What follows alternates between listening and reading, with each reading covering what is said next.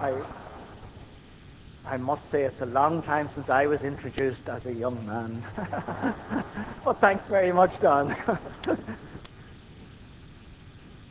We are all the body of Christ. All of us, without exception. What I'd like to do this morning is to share with you some of the lives of the young people that I've been working with and what I have learned from them and the way that they have affected me. Because my work with young people over the last 25 or 30 years has changed me profoundly. It has turned me inside out and upside down. It has challenged what I knew and what I had learned. It has revealed to me my own prejudices. And it has changed even my understanding of who God is. And it's some of that that I'd like to share with you this morning and again tomorrow. I'd like to begin with just one or two stories of young people that I've worked with. One would be a young man who I first knew when he was 9 years of age. He grew up in a flat in Sean McDermott Street. Parents were both alcoholics. They didn't pay the ESB bill, so the flat was in total darkness once the sun went down. There was no television, obviously, in the flat. There was no fridge. There was no cooker. There was very little food. Parents were out in the pubs most nights of the week. They'd come in at 1 o'clock in the morning. And some nights they'd have an almighty row. They'd be fighting and shouting at one another and screaming and cursing at one another, throwing cups across the room at each other. And that might go on for 2 hours until they fell asleep from drink and from exhaustion. So this young lad, 9 years of age, decided, right, once it gets dark, I'm out of here. And I'm not coming back until I know my parents are fast asleep in bed and all the hassle is over. But that meant staying out on the streets of Dublin until 3 or 4 o'clock in the morning at 9 years of age. Not surprisingly, that young man became involved in crime at a very early age, got caught up with other young people older than him who were out robbing, and joined up with them.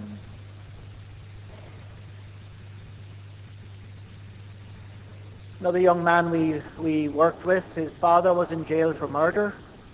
His mother was a drug user. She spent half her year in jail as well because she was robbing to feed her drug habit. And he grew up on the streets. There was no home to go to.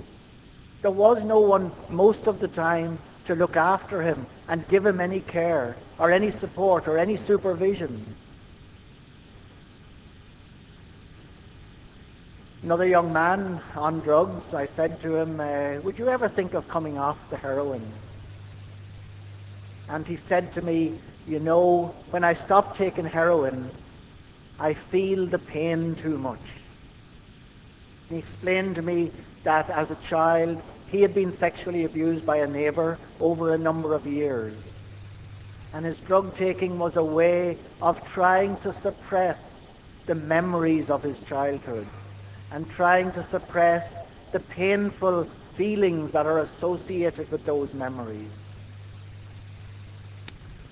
Many of the young people we have dealt with have had what I can only describe as disaster childhoods, tragic childhoods, childhoods which gave them very little chance of making it in the world that we live in. Some do make it. Some have been very successful. Some have gone on to third-level education. Some are running their own companies. But many have not made it. I have a wall full of memorial cards of young people who have died from suicide, died from drug overdoses, died from AIDS, died from accidents. And one of the things they have taught me is this, that when I look at my childhood, it was so different. I grew up in a loving home. My parents cared for me. They gave me the best education they could get for me. They supported me in every way possible. And above all, they protected me from the dangers that these young people would love to have been protected from but weren't. And I took all that I had received for granted until I started working with the young people I work with. And then I came to realize how fortunate I had been, how graced and blessed I had been. And so my relationship with God now, I see God as the giver of the gifts.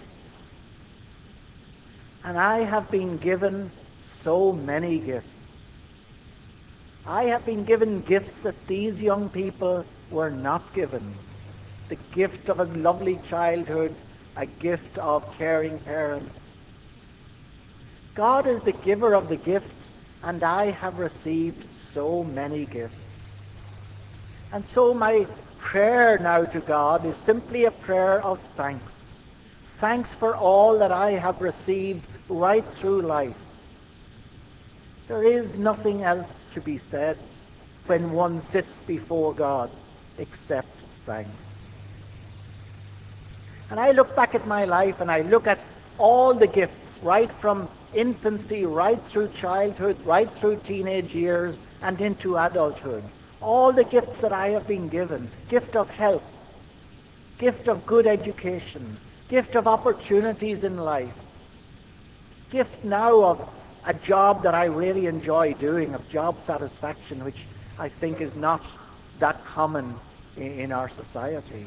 I have been given so many gifts. And then I realized that those gifts have been given to me on loan. They are not mine to keep forever. I give my parents back to God as they are taken from us. As I get older, I give my health back to God. I may eventually have to give my mental health back to God. Indeed, some people would say I have already had to do that.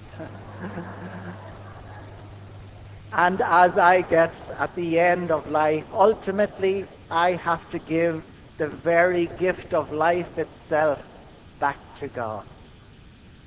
And so I see my life, our lives, as a letting go,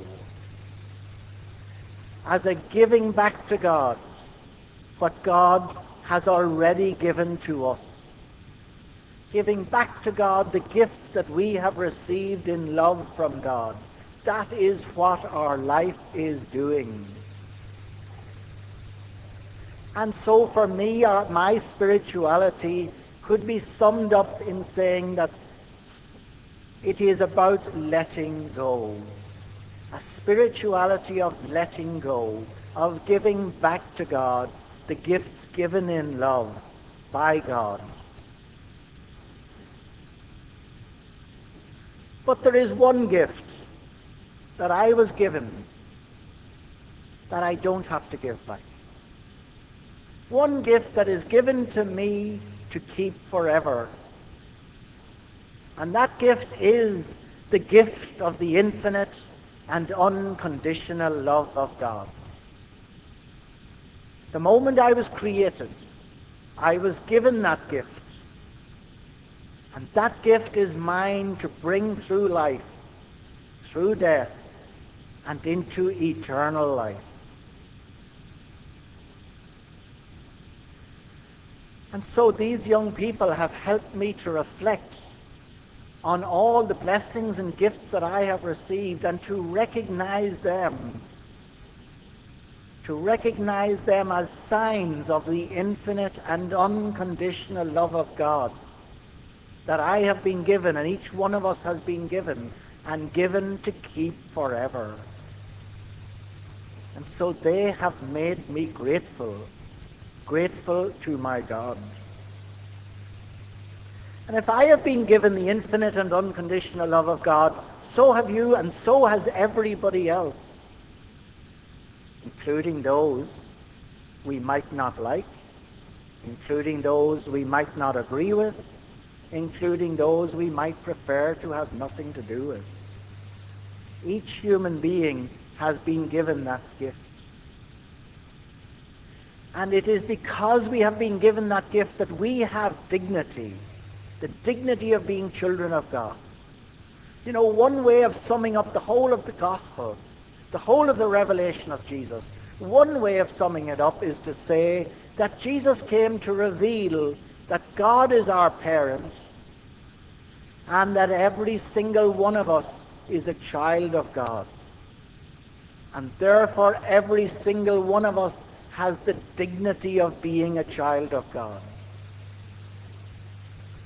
You know, in our culture, where does our value come from? In our culture, our value is given to us. People value us for what we achieve. People value us for our success. People value us for what comes out of us. But in the Christian vision, we are valued not for what we achieve, not for what we succeed, not for what comes out of us, but we are valued because of what has been put into us, because we have received the infinite and unconditional love of God. That's where our dignity comes from. That's where the dignity of every single human being comes from, whether they are in prison, whether they are amongst us, whether they are out working, no matter where.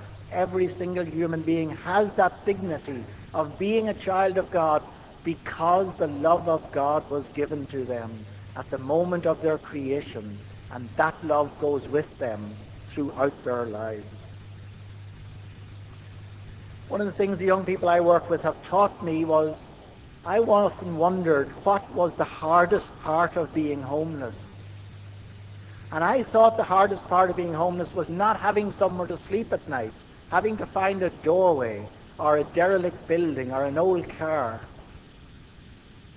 They taught me that's not the hardest part of being homeless. You get used to it. You can cope with it.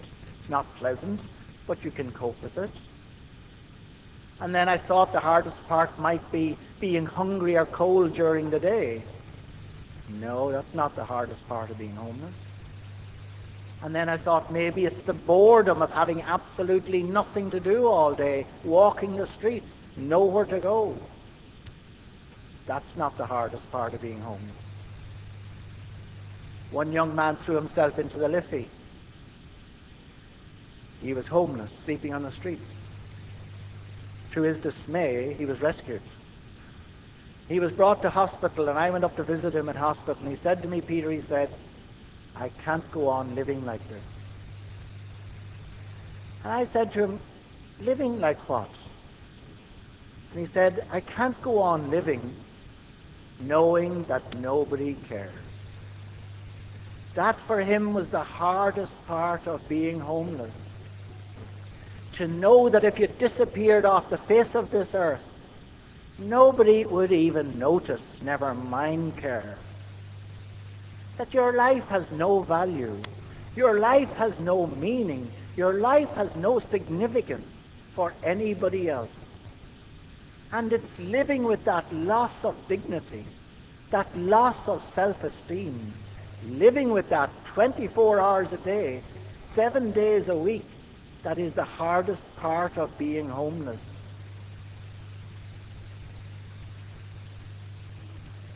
And so for me, the essence of our faith in God, if God is our parent, then we express our belief in God as parent by affirming the dignity of all God's children without exception.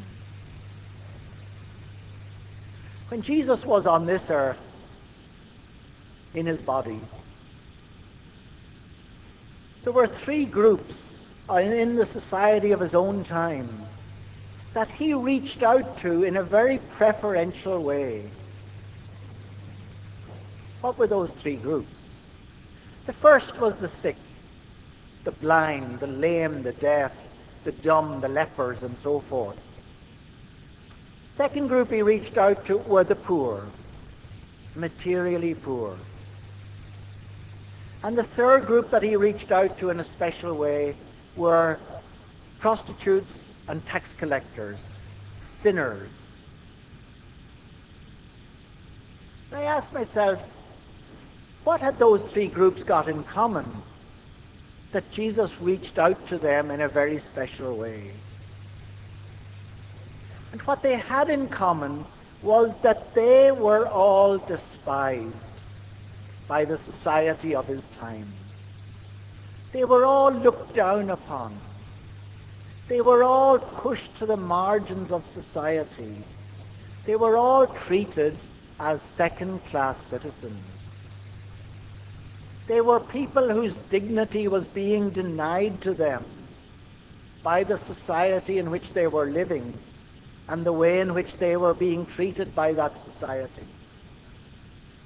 And so Jesus, who came to affirm the dignity of every single human being as a child of God, Jesus had to protest. He had to protest at the denial of dignity to these people that he encountered. And he protested in three ways. First of all, by his own personal relationships with those people. He reached out to them in a very special way. He sought out their company. He defended them. In his own personal relationship with them, he was saying to them, society may despise you. Society may want nothing to do with you. But I and the God from whom I have come, we acknowledge your dignity as children of God, the same dignity as anybody else in this society. Jesus affirmed their dignity by the way in which he personally related to them with dignity. The second way in which he affirmed their dignity was that he challenged the structures, he challenged the laws, and he challenged the attitudes of the society that kept them on the margins. He challenged the laws. He broke the law. He broke the law. He healed people on the Sabbath. It was against the law. But Jesus was not prepared to allow someone to suffer because it was against the law to take away that suffering. And so he broke the law. He challenged the attitudes of society. When they brought the woman caught in adultery to him and wanted to stone her according to the law of Moses, he challenged their attitude. When he was at a meal with Simon the Pharisee, and the prostitute came in and washed his feet with her tears and wiped them with her hair, and Simon said to himself, "Oh my God," he said, "if this man really were a prophet, he'd know who your one is, and he wouldn't be allowing her to do this to him." And Jesus jumped to her defense and challenged the attitude of Simon the Pharisee to this woman whom Simon despised. Jesus affirmed the dignity of those on the margins, the dignity of those whose dignity had been taken away, by challenging what was happening in the society of his time. And the third way in which Jesus affirmed their dignity was not a way of his own choosing. It was something that was imposed on him. That when he defended the dignity of the poor, when he defended the dignity of those on the margins, he himself became marginalized by the society he was living in. He himself became written off. He's a fool. He is not from God. He is from Satan. He himself became marginalized, and ultimately he was put to death and got rid of. And so for me, affirming God, affirming our God, is to affirm the dignity of every single human being in our society and in our world. And affirming that dignity, we have to respond, it seems to me, in the same three ways that Jesus responded. Who are those who are on the margins of our society? The question I would often ask is, who do you not want living beside you? And in trying to answer that question, we get an idea of those groups in our society who feel rejected, who feel unwanted, who feel pushed apart. Travelers, homeless people, people with mental disabilities, people with drug problems. And so in responding to those on the margins and affirming the dignity of those in the margins, we do it in three ways. We do it, first of all, in our own personal relationships with them. People often ask me, should they give money to people who are begging on the streets? And I always say, I don't know.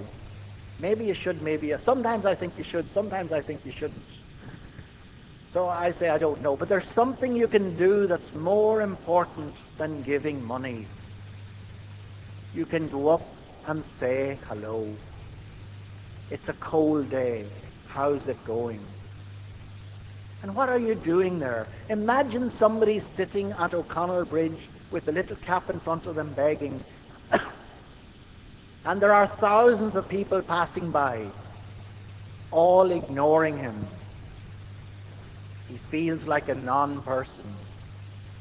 So if somebody goes up to say, hello, how are you? You are acknowledging them as a person. You are affirming their dignity.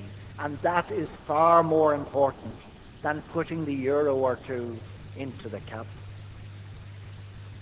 Now, I must admit, it's probably very difficult to go up and say hello, how are you, without tossing an euro into the cap. But the value is in the word. The value is in the word.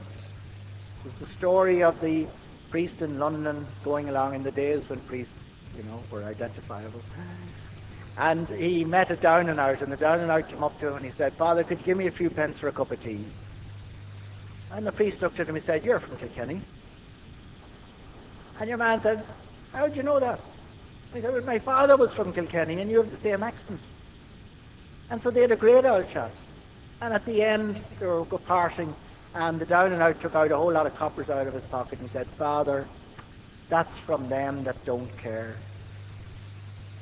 Giving the money just to get rid of somebody. Giving the money just to so we don't feel guilty. That's from them that don't care.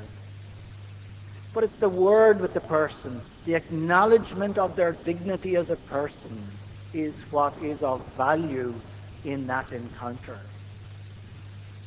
I told that story to a group some months ago. And a couple of months afterwards, a woman came up to me and she said, Father, I heard what you said and I decided to do it. So I was walking along and I had my little 3-year-old son, and we saw a man begging, and I gave my little 3-year-old son €2 and I said, now we're going to go up to that man and I want you to put it in his cap. So they walked up and she said, hello, how are you? How's it going? Look, my son has something here he wants to give you. And the little fellow went up and he put the €2 in the cap. And the homeless man put his hand in his pocket and he took out a Mars bar and he said, I want to give something to your son. He responded, as we all do, to the acknowledgement of him as a person, to the way in which somebody acknowledged his dignity as a human being. He responded to that, and he wanted to do something in return. So I think in acknowledging the dignity of those in the margins, we first of all do it by the way in which we interact with them whenever that opportunity may occur. But we interact with dignity. And the second way in which we acknowledge their dignity is we challenge. We challenge the structures. We challenge the attitudes in society which wishes to keep them on the margins. I'm always dismayed when I hear someone on the television or read up in the paper of some person who may have robbed their house or something, and they say, oh, the scumbag, the little gurrier, the little no good. And while the person has done something terrible to them, they're not scumbags, and they're not gurriers, and they're not no good. They may well be people who have had disaster childhoods. So I think we have to challenge the attitudes within us, first of all, and the attitudes within our society which keep people on the margins, which keep people homeless, which deny to people the treatment and the services which they need. And we have to challenge the structures which keep people on the margins and don't allow them to get out of the hole that has been dug for them. And the third way in which we may have to affirm their dignity is by being marginalized ourselves. Get up at a neighborhood meeting when they're discussing the siting of a traveller halting site 100 yards down the road, and stand up in favor of the travellers, and you will know what it is to be marginalized. We may have to, in defending the dignity of those who are on the margins, we may encounter the opposition and the hostility of many in our society. And that's the price that Jesus paid. And it may be the price that we too have to pay. We are one body. We cannot choose what parts of the body we want as the body. We are all one body, including those on the margins, including those we don't like, including those we're afraid of. We are all one body. Story of a sister in Ethiopia during the famines in the 1980s. And she saw a man lying in the gutter, and he was too weak from hunger to move. And everybody was passing by. Nobody was going to help him. And the sister called somebody over and said, why is nobody going to help this man in the gutter? And the answer was, sister, he's from a different tribe. But you're a Christian. You should go and help him. And I think in that story there was something very, very clear about the Christian message. The Christian message is that every human being is a child of God, and every human being deserves our love. There can be no exceptions. The characteristic of Christian love is its universality. The characteristic of Christian love is that we are called to try and love everybody without exception. If that is the characteristic of Christian love, then the test of Christian love is not whether I love my mother or not. That is part of my Christian love, but it's the easy part. The part that proves that my love is universal is if I can love those I would prefer not to love. If I can love those I'd prefer to have nothing to do with. If I can try and love those I disagree with, those that I can't stand. That is the test of whether my love is universal or not, and therefore whether my love is Christian or not.